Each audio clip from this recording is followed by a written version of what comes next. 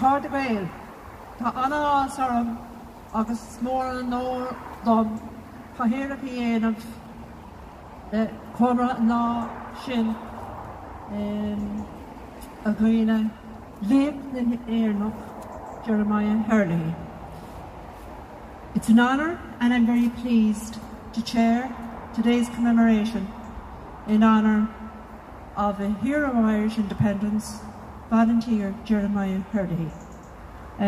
Jeremiah was one of 4 sons and a daughter born to his parents, and he was a very active man.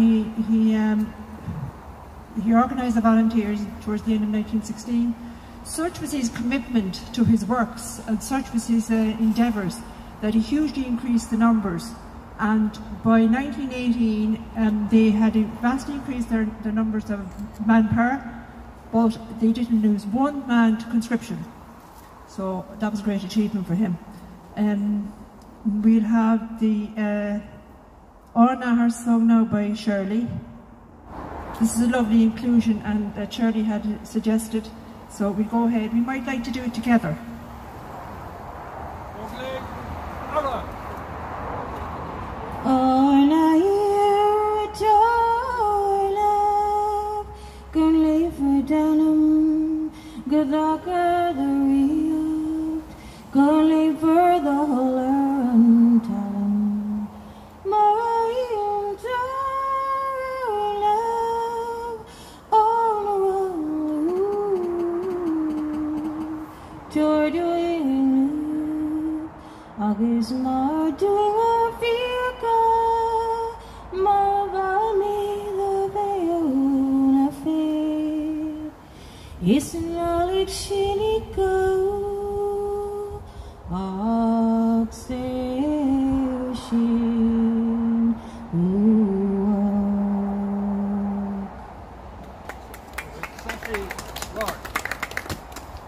hIarfhlatha. We'll have a minute's silence to commemorate the efforts of Jeremiah and all the volunteers who fought for Irish freedom and whose lives were taken from them.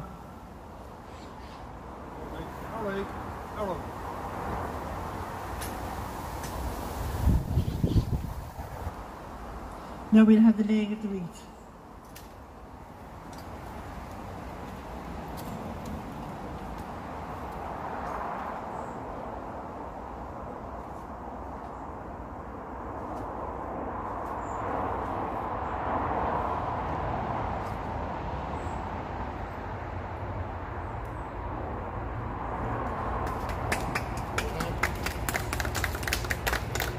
And as we lay that wreath today, we should also keep in mind the Herlihy family, their parents.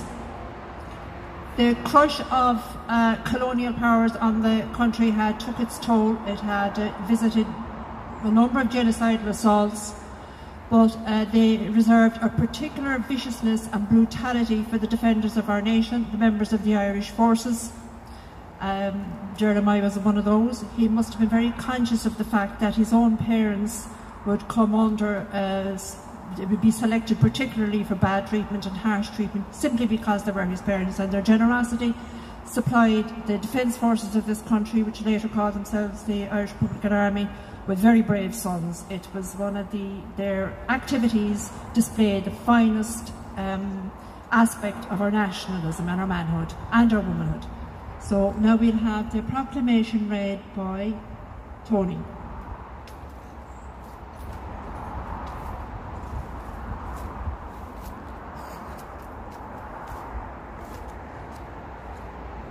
Public Nahéireann, the Provisional Government of the Irish Republic, to the Irish people. Irish men and Irish women, in the name of God and of the dead generations from which she receives her old tradition of nationhood, Ireland, through us, summons her children to her flag and strikes for her freedom. Having organised and trained her manhood through her secret revolutionary organisation, the Irish Republican Brotherhood, and through her open military organisations, the Irish Volunteers and the Irish Citizen Army. Having patiently perfected her discipline, having resolutely waited for the right moment to reveal itself, she now seizes that moment, and supported by her exiled children in America and by gallant allies in Europe, but relying in the first on her own strength, she strikes in full confidence of victory. We declare the right of the people of Ireland to the ownership of Ireland and to the unfettered control of Irish destinies, to be sovereign and indefeasible. The long usurpation of that right by a foreign people and government has not extinguished the right, nor can it ever be extinguished except by the destruction of the Irish people. In every generation, the Irish people have asserted their rights to national freedom and sovereignty. 6 times during the past 300 years, they have asserted it in arms. Standing on that fundamental right, and again asserting it in arms in the face of the world, we hereby proclaim the Irish Republic as a sovereign, independent state, and we pledge our lives and the lives of our comrades in arms to the cause of its freedom, of its welfare, and of its exaltation among the nations. The Irish Republic is entitled to, and hereby claims the allegiance of every Irishman and Irish woman. The Republic guarantees religious and civil liberty, equal rights and equal opportunities to all its citizens, and declares its resolve to pursue the happiness and prosperity of the whole nation and of all its parts, cherishing all of the children of the nation equally, and oblivious of the differences carefully fostered by an alien government, which have divided a minority from the majority in the past, until our arms have brought the opportune moment for the establishment of a permanent national government, representative of the whole people of Ireland and elected by the suffrages of all her men and women. The provisional government hereby constituted will administer the civil and military affairs of the Republic in trust for the people. We place the cause of the Irish Republic under the protection of the Most High God, whose blessing we evoke upon our arms, and we pray that no one who serves that cause will dishonour it by cowardice, inhumanity, or rapine. In this supreme hour, the Irish nation must, by its valour and discipline, and by the readiness of its children to sacrifice themselves for the common good, prove itself worthy of the august destiny to which it is called. Signed on behalf of the Provisional Government, Thomas J. Clark, Sean McDiarmuid Ó, Tomás McDonough, P.H. Pearce, Eamon Cant, James Connolly, and Joseph Plunkett.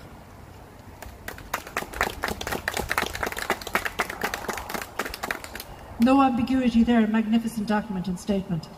We'll continue now with the oration, which will be delivered by Tomás MacCormaic.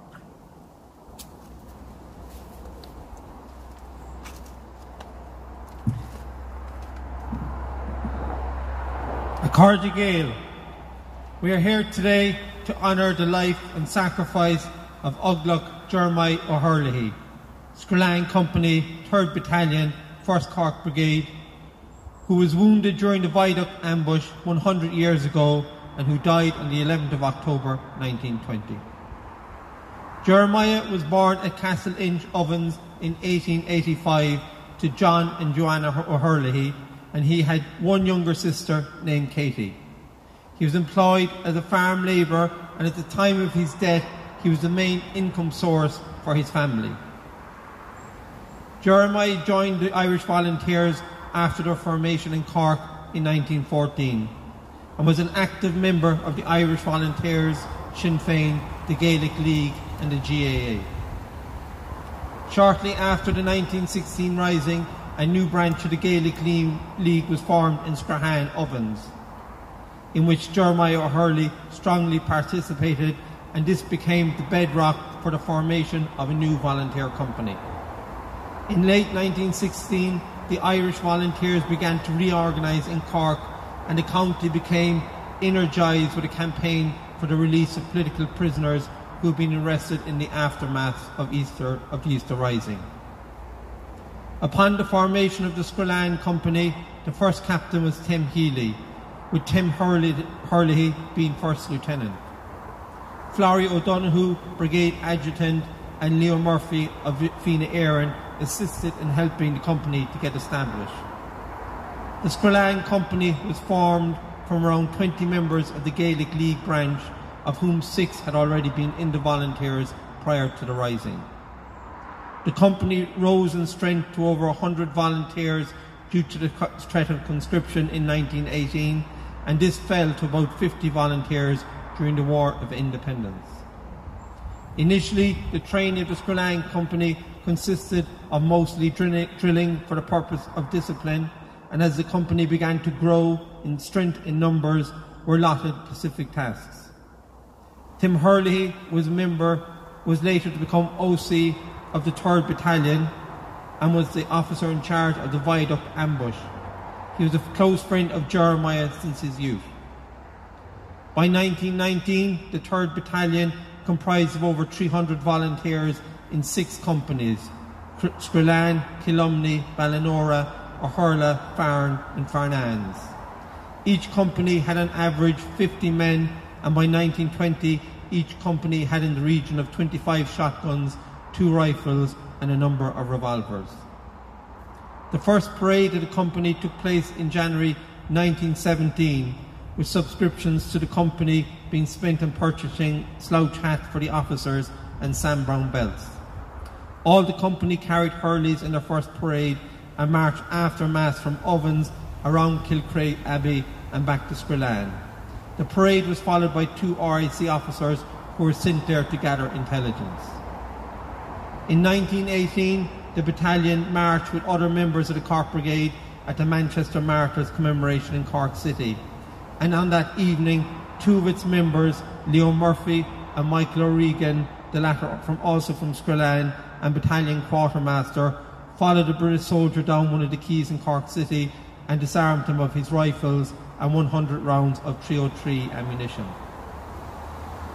Leo Murphy became the instructor of the Scrollan Company and personally taught Jeremiah the skills relating to being signals officer, having learnt the skill himself within the Fianna Éireann.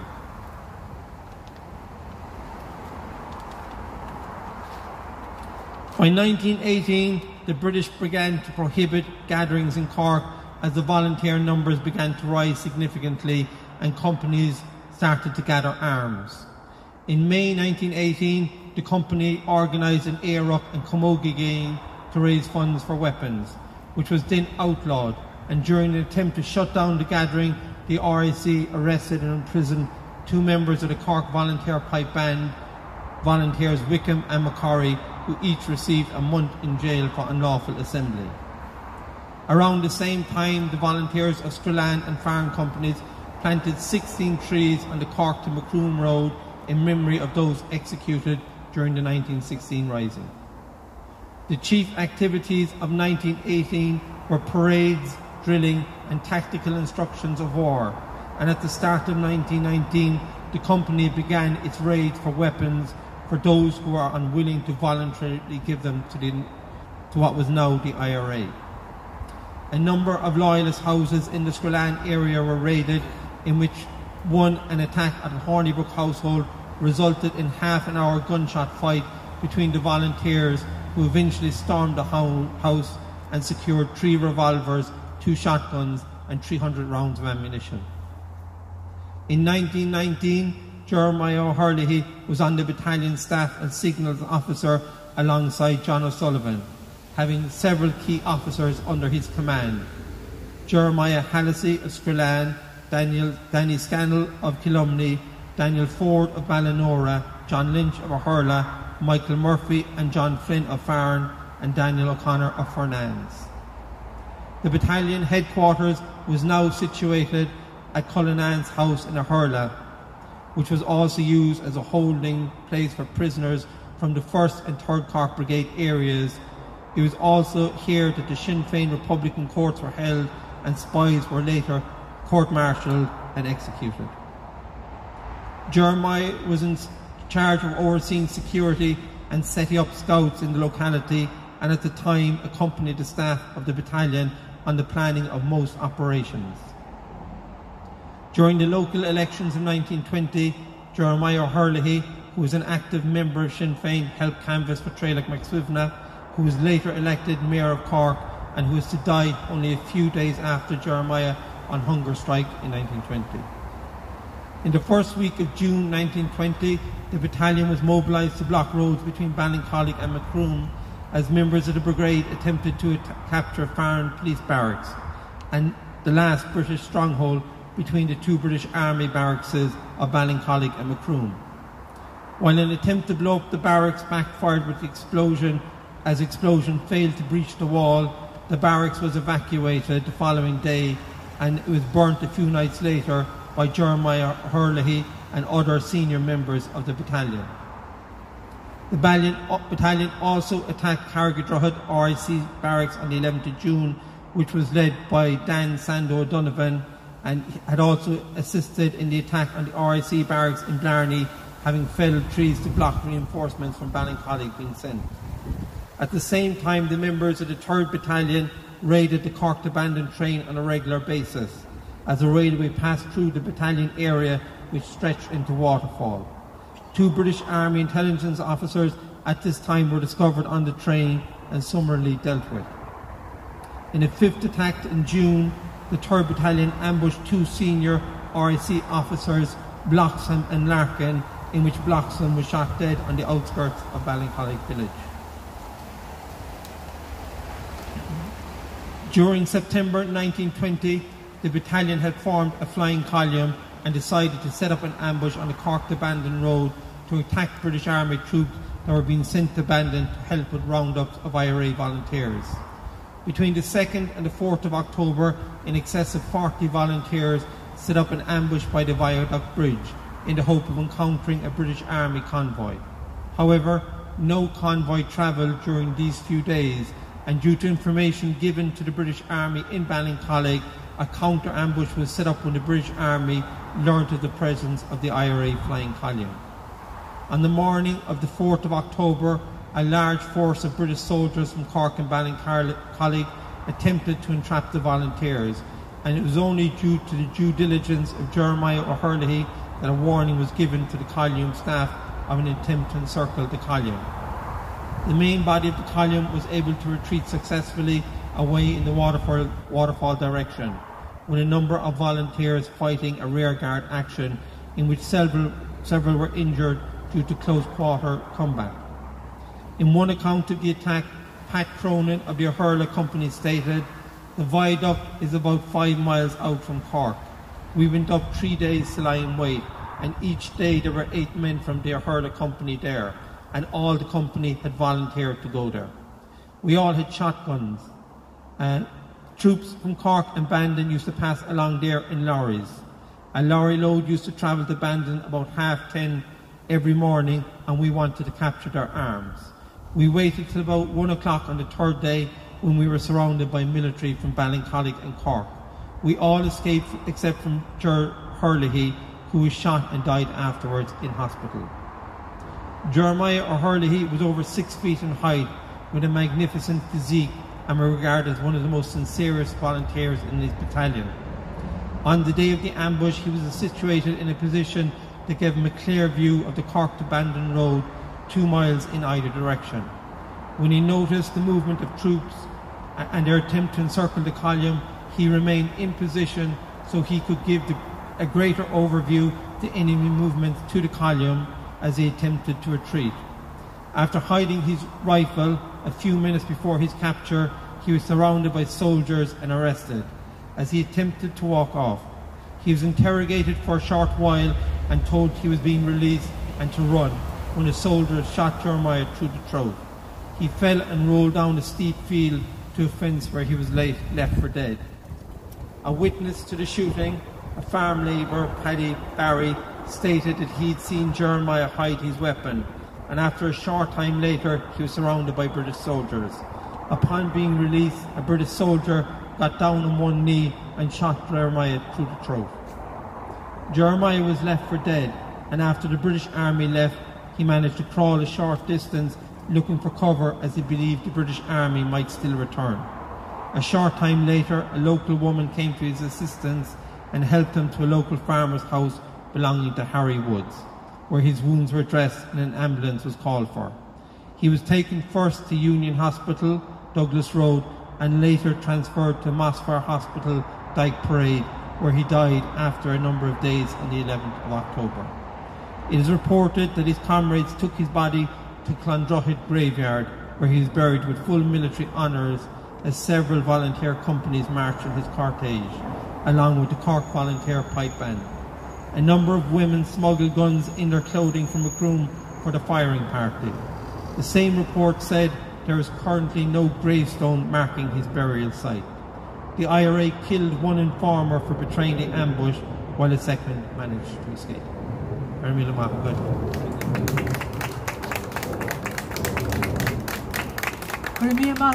Tomás, an excellent oration and a great account of some of the activities of Jeremiah and some of the others who participated in that great struggle that won us any degree of freedom that we enjoy to this day. We'll conclude now with our Anavian, so maybe we'll all sing it together.